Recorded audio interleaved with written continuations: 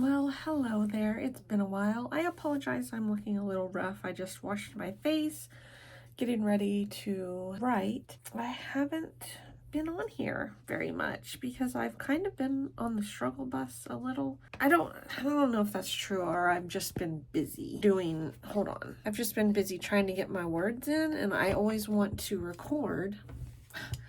Hold on, I'm so sorry. Let's do this like this. There. I always want to record, and then I'm like, I do not look presentable, and so then I don't record. But I'm gonna record now anyway, otherwise I may never make another video. I will, but anyway. So I just found out that Nano 2.0 is a thing. I'm probably about 46,000 words into my novel, which is, gosh. So let's back up. Okay, so I'm working on one of my Nowhere to Go novels, and the first one was like 62,000. The second one was 54,000 maybe. This one is already 46,000, and I still have to write Christmas Day, the day after Christmas, and then the final day, and then the epilogue. So this one, I'm afraid, is going to be 80,000. So my spines are going to all be different sizes for this series. However, that seems to be a trend with me. It just seems to be something that I tend to do. It's like, can't get my books or my stories to be the same length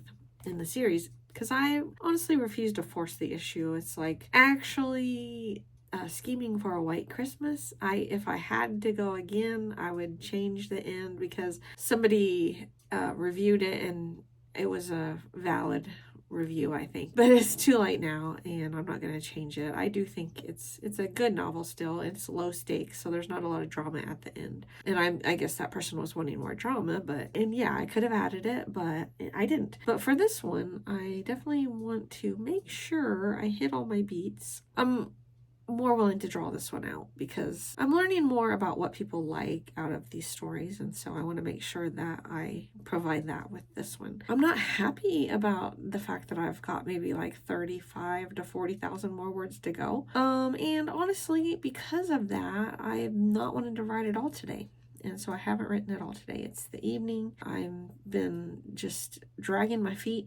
But then I saw that Nano 2.0 is a thing. And that made me kind of get excited, because I was like, well, if I finish this one this month, then I can do NaNoWriMo. I think they're calling it NaNoWriMo. But it's like not centralized. There's no nonprofit supporting it, but they have a website. I think it's just Nano 2.0 is the website. So go check it out. And I really don't have to do a Preptober, because I know which story I would do, and I already have the rough outline. And the way that I've been writing lately is that I have a rough outline, and then I kind of pants it from there. That way I can kind of more intuitively discern where the story needs to go and what needs to happen to the characters in their arc and such. And I think it turns out better that way than if I try to plan everything ahead and stick to a more regimented outline. I'm gonna record again tomorrow, hopefully. But for now, I need to get about 1,300 words in, and that shouldn't take that long. Should take maybe an hour. And then I'm gonna try to go to bed early and then get up around 6:15, because I need to start doing my light box. It's cloudy today, and I already noticed that my head and my brain, everything wants the sunshine. So if I start doing my light box, that will help that problem. I'm going to get started, and I may check in afterwards, or we may just segue into tomorrow. So I haven't written it all today. I'm having issues. I had to reorganize my thoughts a little bit, and kind of every once in a while I have to rethink my goals. And I think I was thinking too big, and I need to think a little smaller as far as what I want my income goals to be short term and such, because I think I was just, I don't know, I just needed to scale back. So I'm feeling a little better now, and it was rainy the last couple days.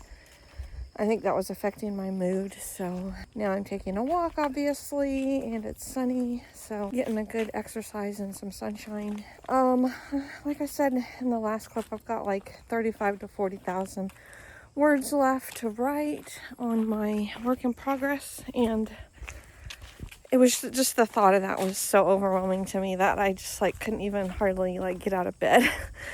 I mean, I laugh, but it's not funny, but it's so true. It's like, I don't know. I was like, am I burnout. Quite possibly I am burnout, but hopefully it's not like, like a long-term burnout or anything. Just a temporary burnout. I don't know what else to say but that. Is there anything else I need to talk about? I have a little extra time to work to write on Thursday, so I may be able to get some words in over the weekend too, on Friday and Saturday and Sunday. And I have Monday off, so who knows? Maybe I'll get this big burst of energy and I'll be able to finish or get a lot closer to the finish line and get this story done.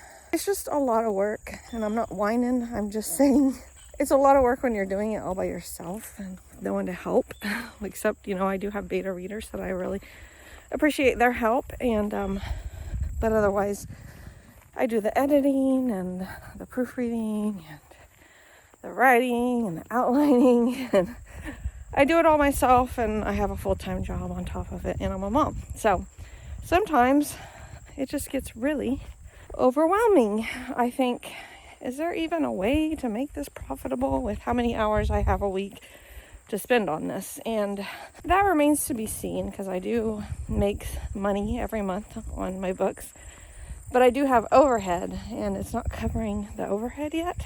So I still have a ways to go, and I was just feeling very discouraged about that, because I feel like, I don't know what to say. I feel like to make money at this, it's almost like you got to write a bunch of books in a really short time period, toss them out there, not care about quality so much because you're in such a hurry, and that's just not the way I want to do things, because I want to care about quality, and I want to be proud of my work. I don't want to just generate a bunch of words with AI and just throw it out there and be like, hey, buy my stuff. I want it to be like I'm adding value to the world, not just above and beyond just simple entertainment. Yeah, I think all creatives right now are kind of dealing with, what do we do in the age of AI? Like, what are my priorities? What do I want to include this in my workflow, or do I not? And what's important to me? How important to me is the art versus the business? And these are all just like these existential questions. I don't know, is that the right word, existential? Yeah, these are all just questions I think a lot of us are pondering, but I'm out of breath walking. But I'm not talking about, because AI is such a contentious subject, and maybe I'll talk more about my feelings about it in the future. I just know that, if anything, I'm starting to want to double down more on reading classic literature and learning from that to make my writing better, versus looking at a bunch of AI generated stuff all day. And I feel like at that point my craft is just, your craft would stagnate, because I don't know, I kind of think you improve to the degree that you consume quality content, I guess. That's my theory. So I'm gonna have to hop off here, because I am really out of breath. And that's all I have for today. Thank you for watching. My name's Erin Lucy. I am the author of several sweet romantic comedies. My books are linked in the description, and if you want to know about my latest releases, then sign up for my newsletter. There's also a newsletter link. So thank you so much for watching, and I'll see you in the next one. Bye.